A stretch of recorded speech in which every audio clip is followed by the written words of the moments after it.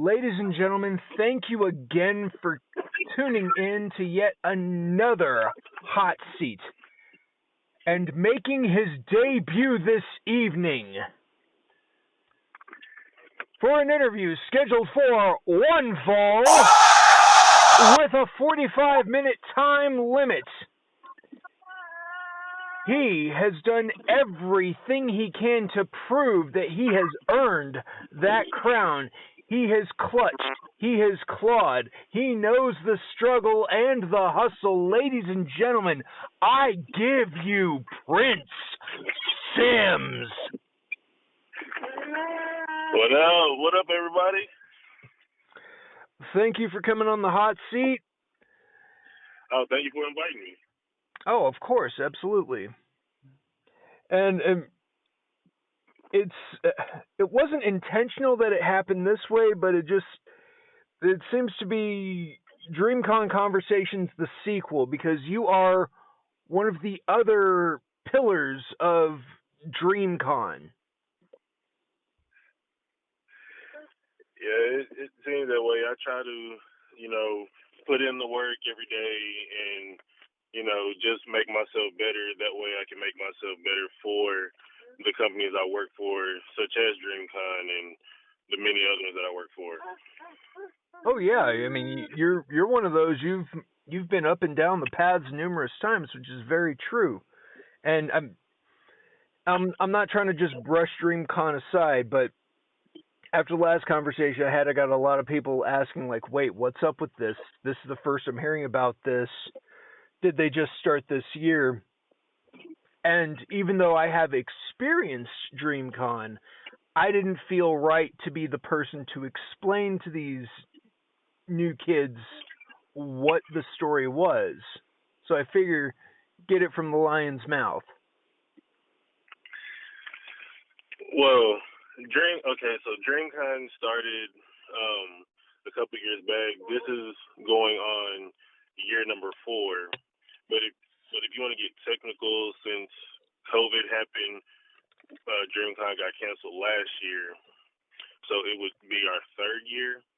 But we've been going for 4 years, so.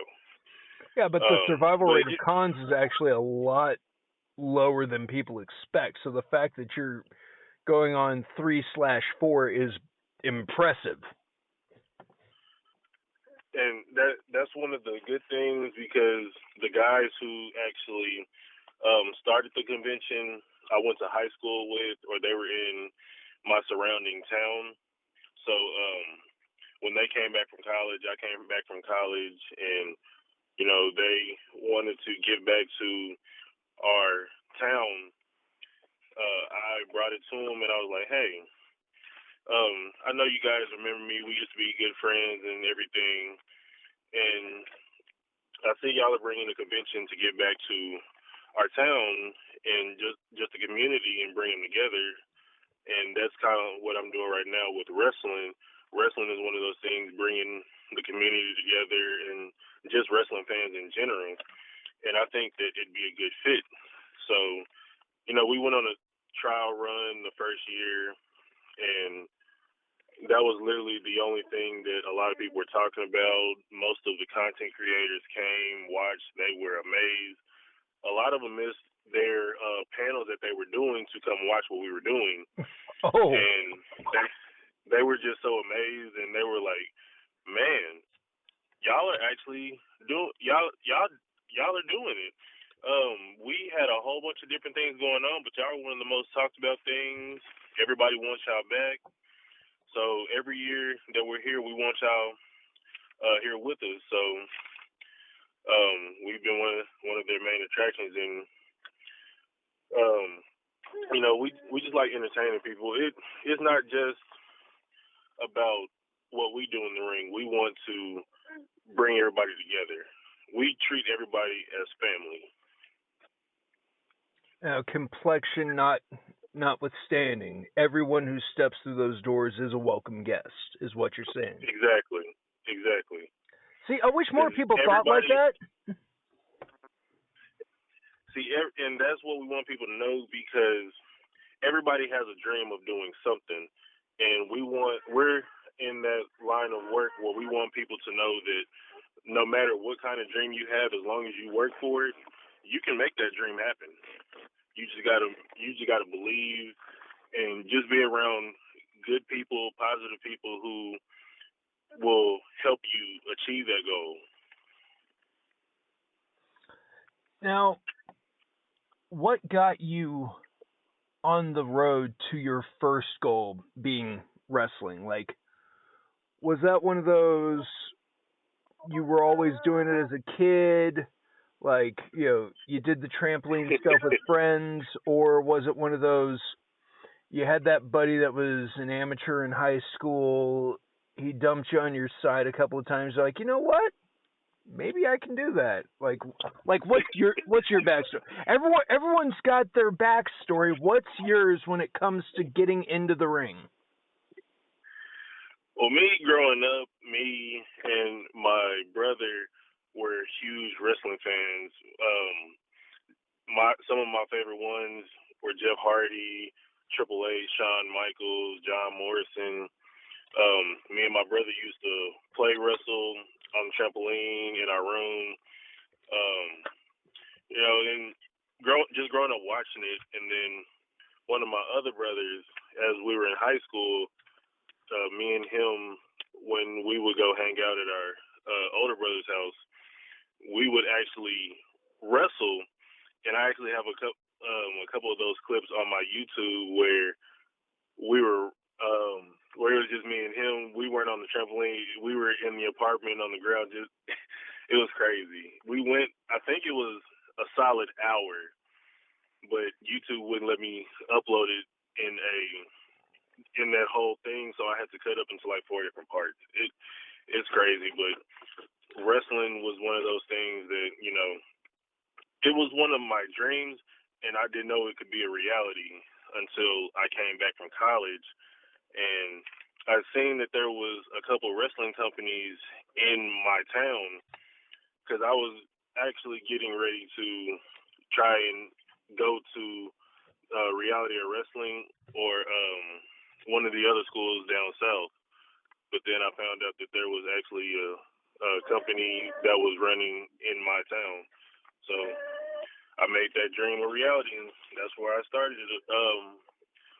Going on 5 years now. 5 years, wow. Have you had any close calls, or have you been mostly bump and bruise free? Actually, 3 years ago, no, 2.5 years ago, in February, I had suffered a injury after the Gold Rush tournament going against Omega, and I had to get carried out because after our match, it was so crazy that my legs wouldn't work, my back wouldn't work, so I had to go to the hospital, and they had told me that I was one or a couple bumps away from being paralyzed, and I was pretty much out of commission for like 3 months. It was so bad I had to use my mom's cane. Oh. And man, when I say it was bad, I had to get injections to be able to walk. That's how crazy it was. Cannot say I've ever done that, but definitely had to break up scar tissue in the old shoulder, so I can understand how frustrating that can be. Because playing football, I haven't had one of those serious injuries like any broken bones or anything like that. Maybe a couple strains here and there, but it wasn't anything bad. But going through high school, college, and then coming out of that, I was dealing with lower back problems, and it just got worse. Well, thankfully that you came out of it a little better than you feared, because you're still wrestling today. Oh, definitely. The doctors told me that I was too young to have surgery. I was not trying to have surgery because I know what surgery does to people once they actually have it, and it's one of those psychological things because it's like, man, I'm never gonna be back. I'm never gonna be who I was before, or what if I can't come back? And it's just one of those scary things because when the doctor brought up being paralyzed, yeah, I was. That's one thing that scared me. Because trust me, I don't think anybody would want to be paralyzed. No, I don't think that's at the top of anyone's list. You get up out of bed, you tie your shoes, you have a glass of orange juice, and then you go get paralyzed. No, that's not in one's game plan. Certainly not making light of anyone that's ever happened to. Definitely. But just thinking about it, I'm just like, whew, I'm glad I dodged that bullet. Yeah. So, aside from having the wrestling bug, the convention that you're affiliated with has lots of creators with different backgrounds. There's gaming, anime, things like that as well. Correct? Yes, sir. So. It's gaming, anime. The usual conflict with this one's more. It's more aimed at the anime and video game side because we know there's companies all over the world that do the normal where it's the superheroes. It's pretty much anything you could think of our old childhood superheroes, cartoon characters, stuff like that. But this one's more aimed at the anime side of it because they don't get highlights like that at conventions. And not so much. I've looked out and come across a few like Project Acon back in the day in Dallas. God, that was a trip. But I know Acon was another one that was pretty much all about anime. Oh yes, I do remember Acon. Hopefully they're doing well. And then there was HavenCon that kind of branched out into a safe space sort of place, but they had a big anime and gaming influence as well. Very inclusive, very colorful place. But outside of wrestling, what are your? Because you've got to have at least one or two geek vices. Like everyone does, no matter what we claim. There's that thing, whatever it is, whether it's cooking or baseball or pirate literature. Well, mine are. I play different sports like football, I run track, but geek-wise, I would say I could classify myself as a gamer. I collect Funko Pop figures. I have almost 150 Dragon Ball Z pop figures by itself. And that's not even counting Naruto, My Hero Academia, and all the other pop figures I have. Well, you just answered my follow-up question of do you actually stick to a series, or is it it's a Funko grab?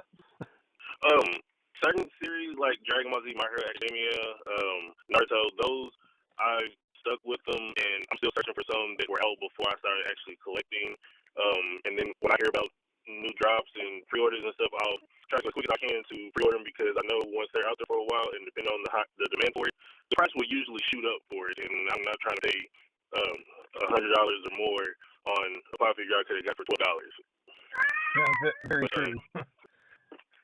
But I mean, with wish fulfillment, with wish fulfillments for me, I mean, the closest I'll ever get to an Amazing Fantasy 15 first printing, if it's $50, it's probably missing half the pages. But hey, first printing. That's like one of the pop figures I have is a Planet Arlie of Vegeta, and that one's around like $3,000 right now. And I had to do a whole bunch of research to make sure that it was actually real, because I know that on eBay you can buy one for $15, and some people say, "Oh, I have it," but it's like, yeah, you have a fake. You don't have the actual one, but good try. Like, I mean, it's cute. It's not real. And that's what's crazy. It's like so many people will make different things like that, and it's just like shoes. How do you know it's fake? Like, what sets it apart from this one? But I know people have their ways of doing it, so I don't argue with people. I don't want to get into the politics of all of it because it's like, oh, okay, you win. I don't want to do it. It's like, no, you pulled out stats. I'm not. No. It's like that's a whole different ball game. I don't want to play. But I did not cross train for this. Thank you. I like something I like about it, but then I don't like the scalpers and people who price gouge and stuff like that. That's the annoying part. But I think that's anything nowadays, whether it's shoes, video games, collectibles, stuff like that. Yeah. I'm trying to stay clear from that stuff. Yeah. Well, it's always weird going back and coming across coming across games, and you know for a fact, no, there's no way that came out on that system. But you're looking at the cartridge or you're looking at the disc, and you're wondering if there was a Mandela effect or not. Exactly. There's a lot of people out there who do that. Like coming across an 8-bit version of a Doom cartridge, and you're like, what? Wait, how? But then your curiosity gets the best of you, and you're like, I want to see 8-bit Doom. I want to see how this works. And when they pull it off, you go, well, you did it. I mean, it looks like Game Boy, but you did it. Yeah, I was watching this guy who had been developing a open world RPG game for Naruto, and it actually looks good for somebody who doesn't have the funding and behind like Bandai or like Sony or anything like that. He's actually doing good, and I was like, man, he should be on somebody's team. This it looks real good. Yeah, I've gradually gone into the modding communities of this and that, like coming across Aki Engine modded games, where especially the No Mercy engine. That's apparently one that just everybody flocks to. If you can't figure out Fire Pro, you do the No Mercy engine, because there's this one brilliant mod that they did. It was a WCW game called Feel the Bang. Look that up later, and you people listening, look up the mod WCW Feel the Bang, where it's supposed to be just before WCW began to crumble, so it's like one of their better rosters. And I mean there is a heavy DDP influence, like even the roster menu when you're picking people is done in diamond fashion, but everything looks a little crisp, but it's really well done. And some moves that clearly did not exist because they were able to figure out enough of a creator wrestler. I mean, it's nowhere near as detailed as what we would have today, but it's insane. Like, to see a Styles Clash executed on the old Aki No Mercy engine and have there be like minimal clipping and it seemed fluid and it looked like a natural counter. It's like, wow. And of course, I'm gonna have to check that out. That sounds interesting. Oh yeah, and then there's plenty of Diamond Cutter variants that the kids just went to town with. It's really well executed. Oh yeah, yeah. I'm gonna have to check that out either later tonight or tomorrow. Speaking of other superior wrestling games, have you been big into Fire Pro, like the latest one? I have not tried it. I've heard mixed things about it, but in my opinion, it looks interesting. I just haven't had the time to actually try it out. It's definitely worth it, especially within the creator community. To see people who have become Fire Pro famous is really cool. The first time I stumbled upon Warhorse after just wishing him a happy birthday and going, "Oh my God! By the way, someone made you on Fire Pro." He called me a liar and said he'd roll my ass, and then he looked and went, "Oh, I am there." So he's like, "Oh yeah, here's my apology." Well, he first accused me. He's like, "Wait, did you make it just to prove me wrong?" I'm like, "No, I came across it." He's like, "Oh, well, cool. Thank you for letting me know this." Yeah, it's crazy when you tell them like, "Yeah, you're on this," and they're like, "No, I'm not. You're lying." And then you show them, and they're like, "Did you do this?" I'm like, "Oh, not me." Yeah. He's got that. He's got Retromania. I mean, is that one of the other side missions of wrestlers these days? Like, if you don't get signed or if you don't tour Japan, hey, at least in a video game somewhere. I think that would be considered a milestone for a lot of people, because in this business, it's like everybody's dream is to make it, and we all know in the back of our head that obviously if everybody was gonna make it, it's a whole different ballgame. But when it comes to like that, that's something that you can show your kids and be like, I was in a video game, or just showing people in your community who you used to be friends with, or your old teachers, or just people you know in your community. And that's an achievement for yourself because you can say that you were in a video game, because a lot of people don't get to say that unless they actually create themselves. Oh, very true. But I mean, you've also already contributed a lot to your local community and to the extended geek, gaming, and nerd community as well with your additions to DreamCon. People talk about that. I mean, with that I try my hardest to make it a enjoyable experience for not just the fans and the people coming to the convention, but who are also wrestling fans. But I want it to also be for the workers who are there, because I want it to be where they want to come back. They're like, yeah, I had a good experience there. The fans love me. This, and this. So I want to come back. I want to make it one of those experiences for everybody all around. Awesome. So I try hard to put on something that's enjoyable and entertaining.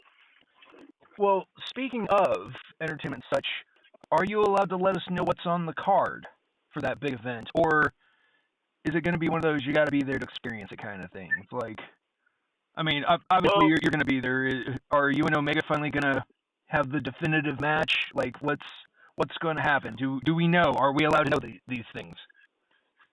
I'll say a couple things because some of them were already put out there, and some of them are kind of laid back, or some have been getting planned. But this year we're having this new tournament that's called the One Up Tournament, Oh, and it will consist of eight competitors, four from the current roster, four from new stars who are coming to debuting. It's single elimination, and the winner will get a chance to face the Dreamtime Heavyweight Champion, which is me. oh. So there's that.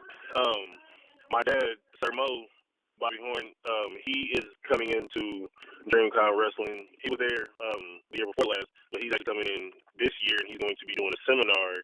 And for any workers who want to get under the learning tree and learn under him, and then may have a possible tryout with Sword Championship Wrestling, that could be on the table. It will all depend on what he wants and how he wants to do it.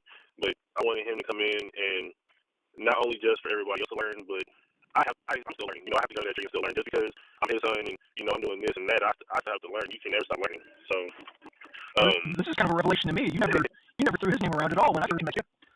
Yeah, it's one of those things that he paved his own way and did his own thing. So that's kind of one of the things when people find out, I don't want them to be like, oh, that's his son, so he's doing this and this. I want people to see me for everything that I'm doing and building myself up, because I don't want to take anything away from him. I don't want to shame his name if I was, doing everything bad.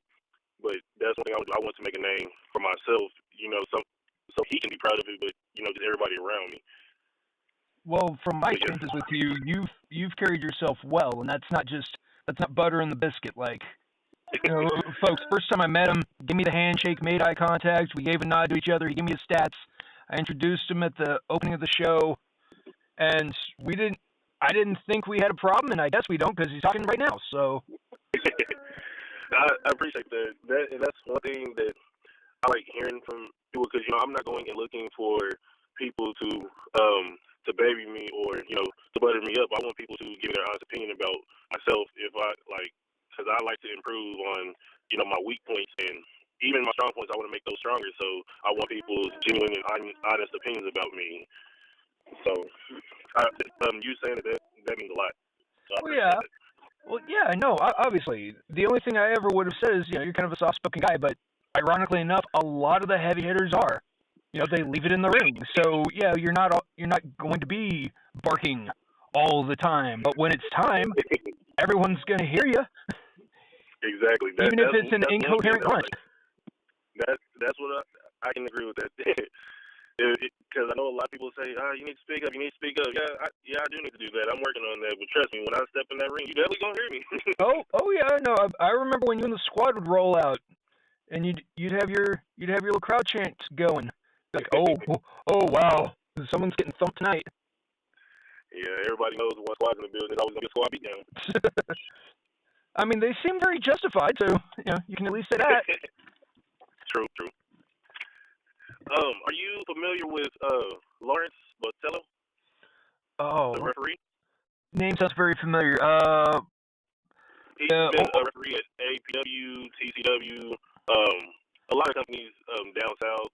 Older gentleman, kind of short cropped hair, but he's got like ink up and down his arms.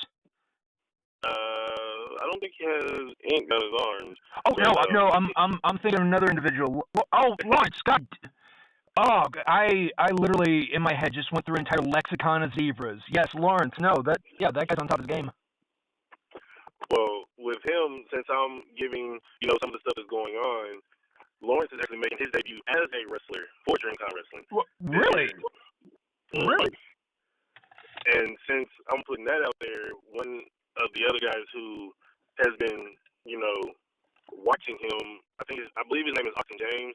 I'm going to say we're going to hear it here first, but the first match announced for DreamCon will be Lawrence versus Austin. So you're putting two rabid zebras in the ring. Pretty much. They asked for it. They wanted it, so I I had to give it to him. Oh, I need a front row for this. Because I know Lawrence has been in the ring. He's been training, and he's causing an uproar at APW right now. So Yeah, I've heard about that. He personally messaged me and said, I want to come to DreamCon. I want to make an impact. I want to get my name out there, and I just want everybody to know who I am and that I'm not just a ref, and that he is the law. And we're gonna watch him lay down the law. Well, all right. That one, I will sit front row for that one. Well, you've got it here first. Coming up at DreamCon, one of the premier matches that you need to be there to see: Austin James versus Lawrence Batallo. Who survives in the Serengeti when the zebras get rowdy? I like the sound of that one. I like that name. And on Omega, me and him. And I will say, I don't know exactly what is going to happen, but I will say he is mad that I have the DreamCon Heavyweight Championship. I took it from him. He didn't want to talk about that so much last time. So yeah, he's kind of mad. So I already know something's going to happen, and I'm going to be ready. When it comes to me and him, I will literally fight him until I have nothing left. He's one of those people. Like, hopefully, an anime perspective, Goku and Vegeta, they are literally I can see that. His biggest rival. I can definitely see that. And that's one thing. He may get something over me, but then I always somehow find a way to pass him. And we're always butt heads, but I have something that he really wants, so I can almost guarantee that something will happen. Well, there you have it, folks. Obviously, we also have the DreamCon Tag Team Champions, which is Squad. We'll be defending the titles. We will be debuting a new title, which is the DreamCon Wrestling North American Champion. That match will be decided between Tino Valentino and Dale Free. Oh, those are two big names. So the winner will be the inaugural DreamCon North American Champion. Very cool indeed. So, when is that actually happening? DreamCon this year will be June 4th, 5th, and 6th. All right, 3 days. Excellent. And people who want to purchase their tickets, the server for the website is currently down right now. RDC World, they are doing maintenance on it, and they're getting ready to announce some of the content creators that will be there.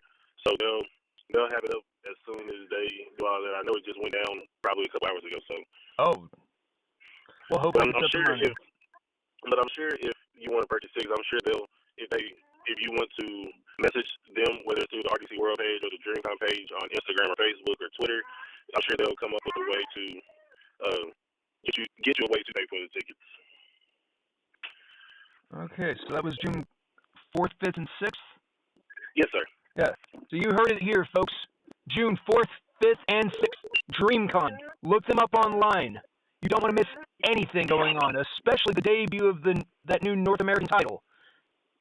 The tag titles are up for grabs. I can say the new title that's coming is kind of pretty. I might have to go for it myself, even though I already have one title or two titles. I can have the North American title too. So you're saying the tag titles are fought via Freebird rules? They are. It can either be myself, Devin Wilson, or Ethan Daniel. So either way, the title will be defended. So if I'm not there, those two are there. If one of them aren't there and I'm there, then they will be defended. Well. So. And anybody listening, the Twitter is DCW Wrestling 01. The Instagram is DreamCon Wrestling. I hope I'm not butchering it. I don't think I am. Okay, yeah, it's DreamCon Wrestling, all one word, and then same thing for Facebook. So we got the easy names to find on there. Mine on Instagram is Simba39. Prince Simmons on Facebook. Not a hard guy to find. All right, very cool. Oh, and you dropped your YouTube earlier. What's your YouTube channel? My YouTube is Mr. Christian 254. Okay. So yeah, if you want to see me and my brother fighting and embarrassing ourselves, then yeah, you're more than welcome to. And then also I have other matches on there that you can watch. Excellent, excellent. Well, looks like we're going to wrap up for this particular episode of the Hot Seat. Remember to like, share, and subscribe. Ring that bell to stay notified. And if you have any suggestions of other people that should definitely be in this hot seat, you drop a name down in the comments, please. No dating sites, folks. It's unnecessary. See, now you put it into the universe. Now you put that into the universe. Hey, some people actually use it for good things. I know some people who use it for their music. One of my good friends use it to play their saxophone. So I guess some people are using it for good things. Some people are using it for other things that we won't speak of. But you know, yeah, you always got to see the good in some things. Yeah. No judgment. No judgment. I respect people with the courage to approach life like that. I mean, there are people that look at you cross-eyed because you willingly throw yourself into physical combat. True. Yeah. That's what they're like. You really do that? I'm like, yeah, I get chairs thrown at me and get hit by bats and stuff. So you know, it's okay. Like you willingly do that every weekend? Absolutely. What about you? Who would you like to see in the hot seat if I can get that arranged? Well, obviously Omega's already been here. Tino Valentino was a good one. Braxton Hunter, Dale Springs. Reggie Lincoln, he's another one. Oh, the very outspoken Reggie Lincoln. Oh, I've been waiting. I've been waiting to get something arranged with him because he's become such. Oh, he gets you through the day, folks. I'm not. Once again, that's not hyperbole. He gets you through the day. And if you've checked out his TikTok, he's been educating people on black tag teams that have existed, even if it's for 2 shows. It's fun learning that stuff. I'm like, I didn't even know Ron Simmons worked with him. Exactly. Also, I just now remembered. I won't say who it is yet, but we are waiting for everything clear. But there is possibly some AEW stars making their appearances at Dream High Wrestling this year. Oh, there you go, folks. Not that you didn't have enough to work with, but hey, rubbing shoulders with some AEW stars as well, that could be rather interesting. I mean, as long as Joey Ryan doesn't show up, I think we're okay, right? Yeah, he